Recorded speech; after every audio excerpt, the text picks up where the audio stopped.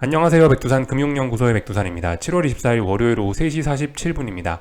미국 증시는 지난주에 좀 부진한 모습을 보였습니다. 지난주 목 금에 일주일 동안 올렸던 거를 많이 되돌리면서 좀 부진한 모습들을 보였어요. 그래서 주봉상으로 오래간만에 하락하는 모습을 보이기도 했습니다. 물론 그럼에도 불구하고 상승세는 여전합니다. 그럼에도 불구하고 아직까지 조정이에요. 그죠?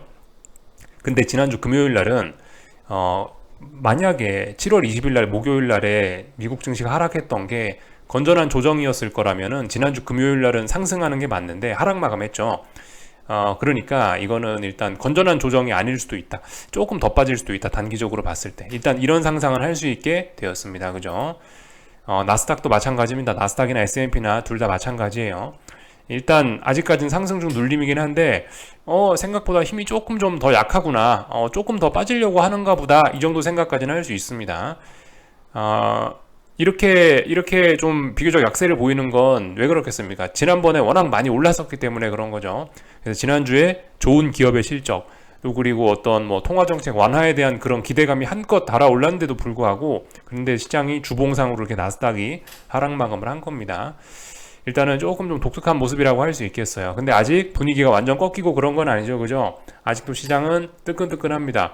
오히려 지금 그냥 단순히 이제 지금 현재 상황에서 봤을 때 뭐 미래에 어찌 될지 모르겠고, 현재 상황에서 봤을 때 사실 지난주 목요일 날 금요일 날에 미국 증시의 저런 하락은 너무 단기적으로 뜨거웠던 주식 시장을 차분하게 좀 식혀주는 좋은 긍정적인 의미가 있긴 합니다. 이 정도로 일단 말씀드릴 수 있을 것 같고요. 그래서 일단 미국 증시가 살짝 차가워진 그런 영향인가 세계 증시는 조금 좀 혼조한 그런 모습을 보이고 있습니다. 상승하는 친구들도 있고 하락하는 친구들도 있고, 또 그리고 유럽 증시는 일단 하락 출발 예정이네요. 이런 모습들입니다.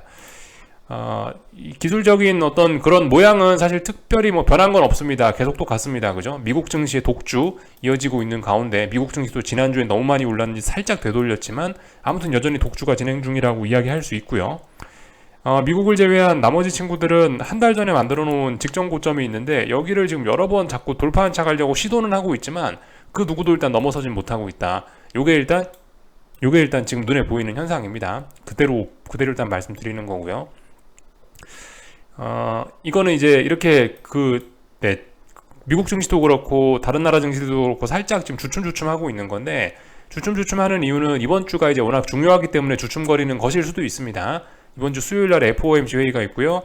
그리고 뭐 다양한 기업들 실적 발표 있다 말씀드렸죠. 마이크로소프트, 구글, 뭐 메타, 뭐 아마존 등등 다양한 기업들 실적이 예정되어 있기 때문에 이런 걸 앞두고 좀 숨죽이고 있는 것일 수도 있습니다.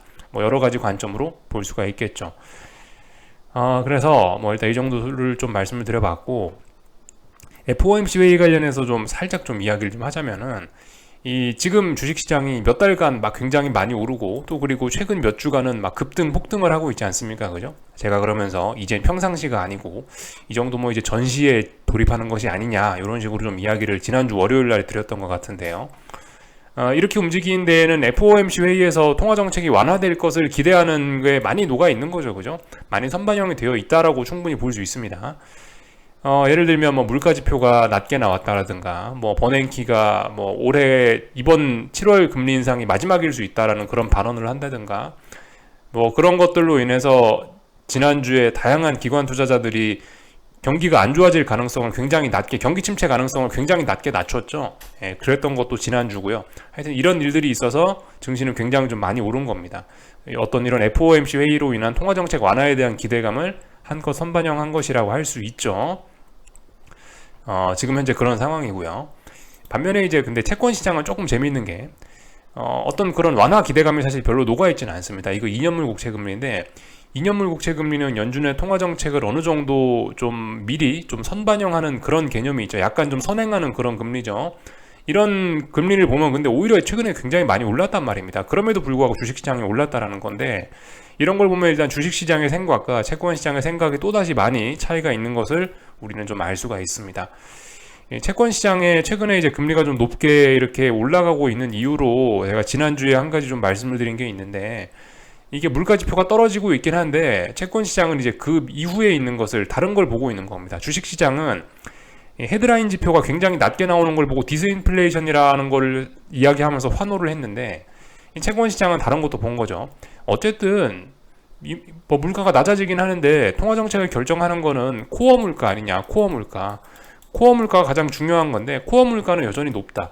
야, 인플레가 계속 하이어하게 굉장히 롱거하게 갈 것 같은데 이런 상황에서 우리가 연내 금리 인하 기대감이나 아니면 뭐 금리 인상이 끝나는 것을 기대하는 게 맞냐?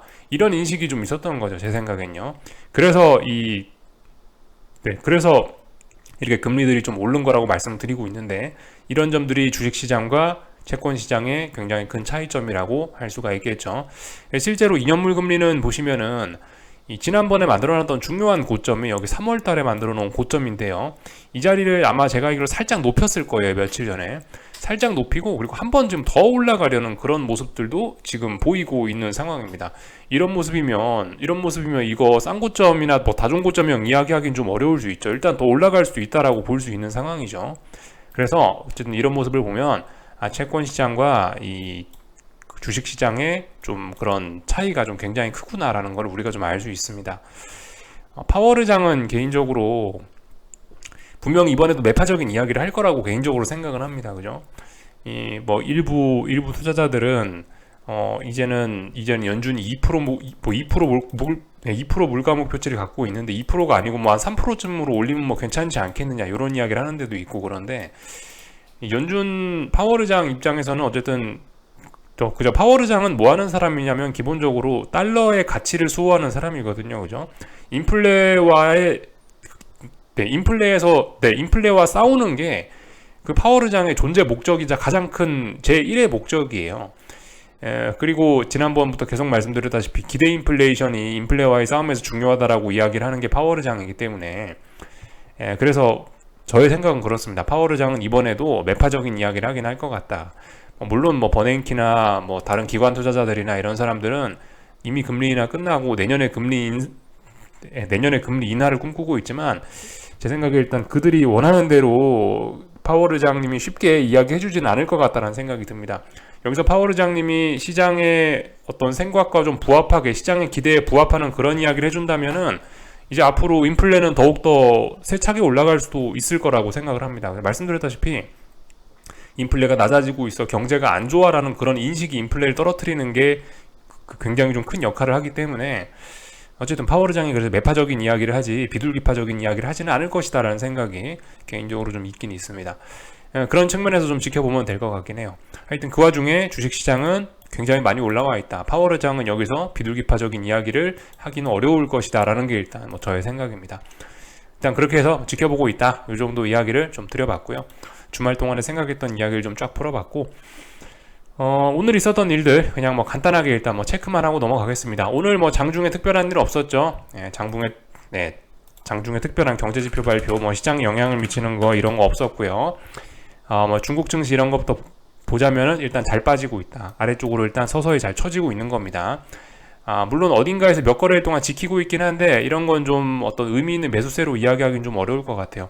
물론 쌍바닥 가능성도 이야기할 수 있긴 있는데요. 일단 아직까지 좀 축축 처지는 듯한 좀 그런 모습입니다. 그래서 일단 뭐 쌍바닥 가능성은 이야기할 수 있다. 근데 아직도 어쨌든 하락은 지속되고 있는 거다. 그래서 전저점 테스트 진행 중이고 여기 붕괴되면은 계속 어떤 하락이 지속될 가능성이 있는 상황이죠. 일본 증시는 또 오늘 근데 또 신나게 올랐습니다. 일본 증시는 신나게 올라가지고 얘도 쌍바닥 가능성 있는 자리였는데요. 얘는 뭐 의미 있게 좀 올려줬으니까 그죠? 쌍바닥 가능성을 이제 조금 더 높게 이야기할 수 있는 그런 상황이 됐습니다. 그러나 말씀드렸다시피 그죠? 이 미국 증시를 제외한 나머지 증시는 한 달 전에 만들어놨던 고점들을 계속해서 못 넘고 있고 못 넘으면서 지난번에 중요한 자리를 붕괴시켰었기 때문에 이번에 이 자리를 위에 있는 고점을 넘어가기는 어려울 것이다 라고 일단 보고 있다라고요. 이렇게 좀 말씀을 드려봤습니다. 그래서 일본 증시는 직전 고점을 넘어가느냐 마느냐, 직전 고점에 있어서 직전 고점을 앞두고 이렇게 살짝 주춤하는 그런 모습들을 좀 보이고 있네요. 하여튼 더 위로 올라갈 수 있다라고 보는 게 맞긴 맞습니다. 그죠? 뭐 이 정도 보면 될 것 같고요. 오늘 뭐 환율들은 어떻게 됐나요? 위안화 환율은 뭐 보시다시피 이렇게 약세, 조금 이제 계속해서 위쪽으로 올라가는 그런 모습입니다. 뭐 특별히 이상한 건 없습니다. 근데 일단 전반적으로 뭐 일단 좀 어떤 박스권, 좀 혼조세 그런 느낌이 좀 있긴 있는 것 같아요. 하여튼 근데 추세적으로 위로 계속 올라가고 있죠. 추세적인 그런 흐름에 아직까지 변화는 없다. 다만 뭐 이렇게 싼 고점일 수도 있는데 일단 위로 올라가고 있으니까 이런 흐름이 아직 끝난 게 아니니까 일단 위로 올라가는 게 더 유리한 그림입니다. 그죠? 누가 봐도요. 이 정도 보면 될 것 같고요. 위안화는 저렇게 생겼고 엔화는 어떻게 생겼나요? 엔화는 뭐 이렇게 생겼네요. 그죠? 지난주에 좀 많이 올랐던 거에 대한 살짝 좀 피로감 소화 정도를 하고 있습니다. 일단 단기적으로 좀 더 올라갈 수 있어 보이긴 합니다. 그렇지만 얘도 지금 약간 이제 혼조한 구간으로 좀 들어섰죠. 지난번에 하락할 때도 중요한 지지선을 한번 붕괴시켰었기 때문에 이번에 상승할 땐 여기를 못 넘는 게 아니냐라고 우리가 일단 추측은 할 수 있는데요. 일단 위쪽에 있는 저항까지 좀 더 오를 수 있는 여지가 있어 보이기 때문에 일단은 단기적으로나 아니면 조금 좀 중장기적인 큰 그림으로 보나 엔화도 조금 더 위쪽으로 올라갈 수 있을 것으로 일단 보이긴 합니다. 엔화 약세 조금 더 지속될 수 있을 것이라고 일단 보이긴 해요. 뭐 이 정도 보면 되겠죠. 뭐 나머지는 뭐 특별한 거 없는 것 같고요. 한국 증시는 오늘 상승이 자연스러운 날에 상승했습니다. 그리고 매우 건전하게 올라갔다라고 보시면 될 것 같아요.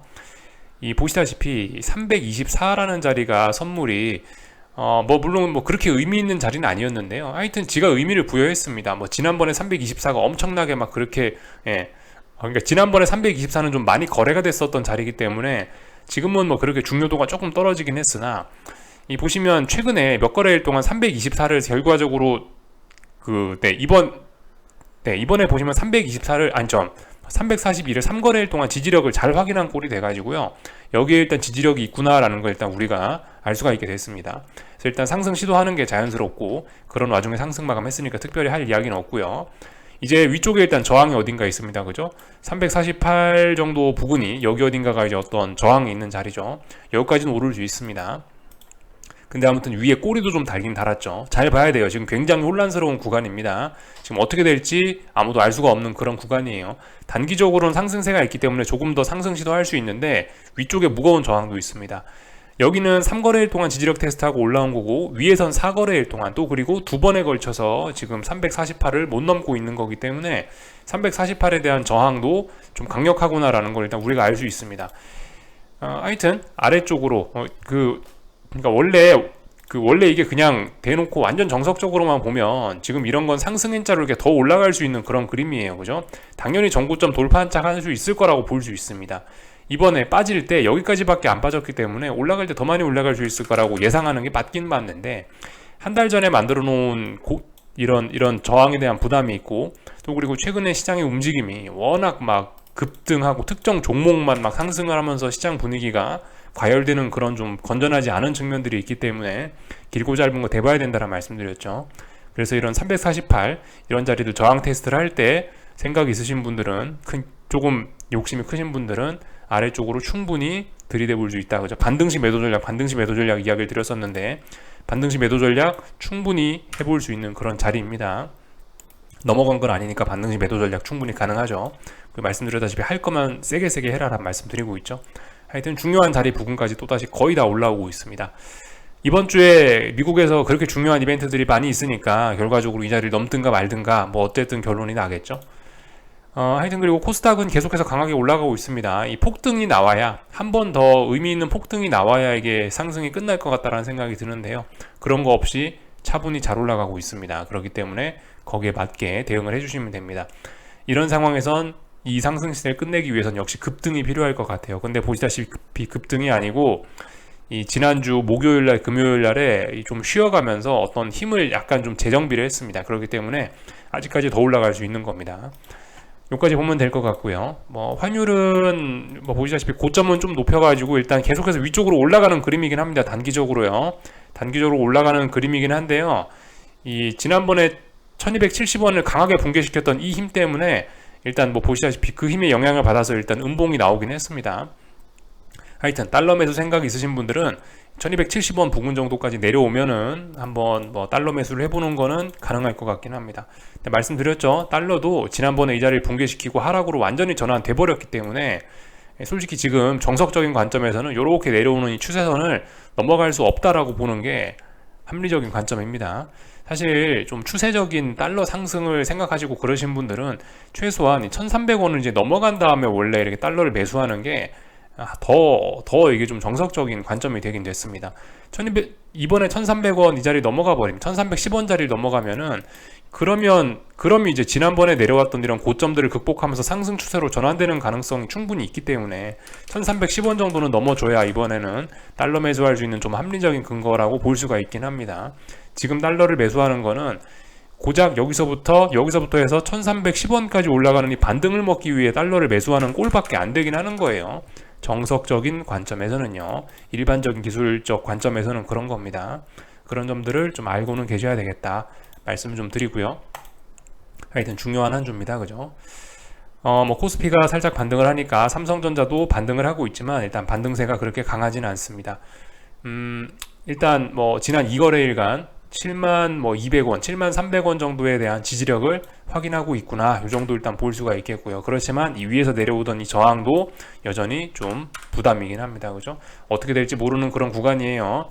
지금 전저점 이 자리 이제 붕괴시키면서 아래로 완전 쳐지느냐 아니면 이제 다시 박스권으로 가느냐 아니면 계속 위쪽으로 올라가느냐 좀 고민하고 있습니다. 삼성전자는요. 어떻게 될지 모르는 겁니다.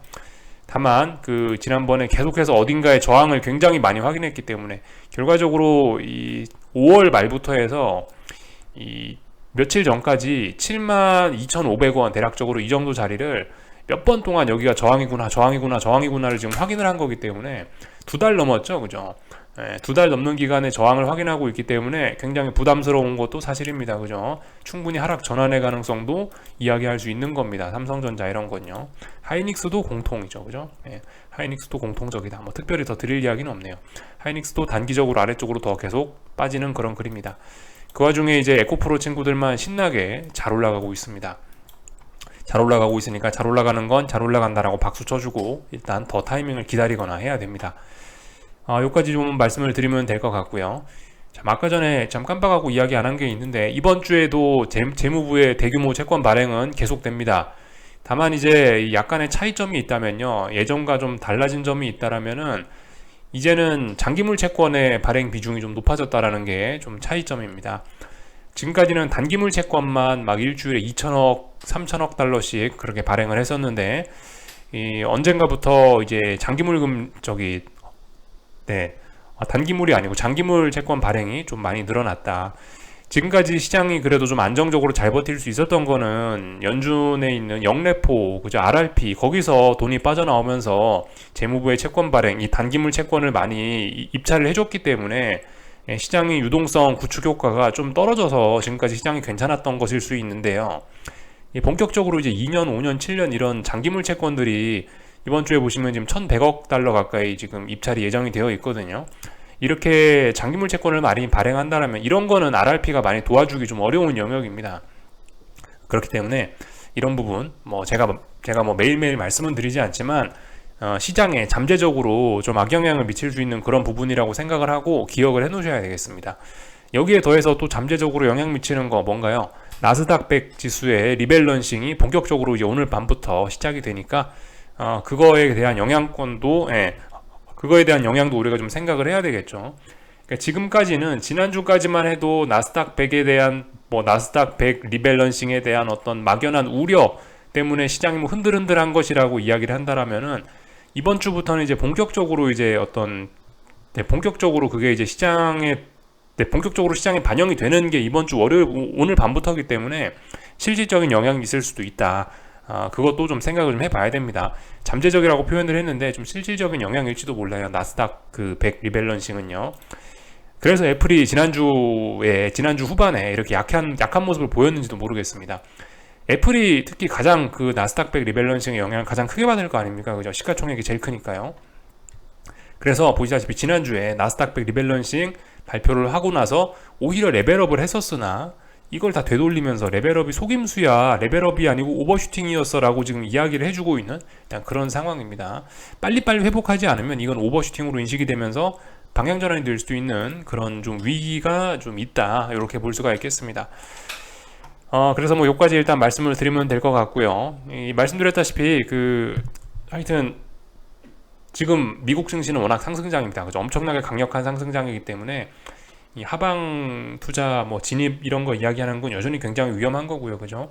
그럼에도 불구하고 이제 나는 어떤 하방 진입에 대한 생각이 있다 그러시면 절대 지금은 지수가 음봉이 나오거나 하락을 할 때 따라 들어가면은 하여튼 먹기가 좀 어려울 수 있다.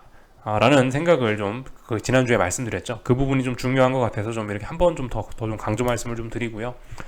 오늘 밤은 뭐 일단 그냥 편안하게 잘 것 같습니다. 어쨌든 뭐 제가 생각하는 뭐 나스닥 지수의 중요한 어떤 하방 베팅 포인트는 다시 한번 얘가 어떤 직전 고점에 대한 이 저항을 테스트할 때 이런 순간에 이제 하방 진입을 해야지. 지금은 보시면 여기 있잖아요, 그죠? 아직 한참 몇 프로 이상 직전 고점까지 이렇게 여유가 있기 때문에 오늘 밤은 차라리 더 편안하게 잘 수 있지 않을까 싶긴 합니다. 여기까지 보면 될 것 같고요. 뭐 나머지는 특별한 거 없죠, 그죠? 그래서 뭐 여기까지 하겠습니다. 그냥 짧게 하고 마칠게요. 궁금한 거 리플 남겨주시고요. 내일 아침에 뵙도록 하겠습니다. 여기서 마치겠습니다.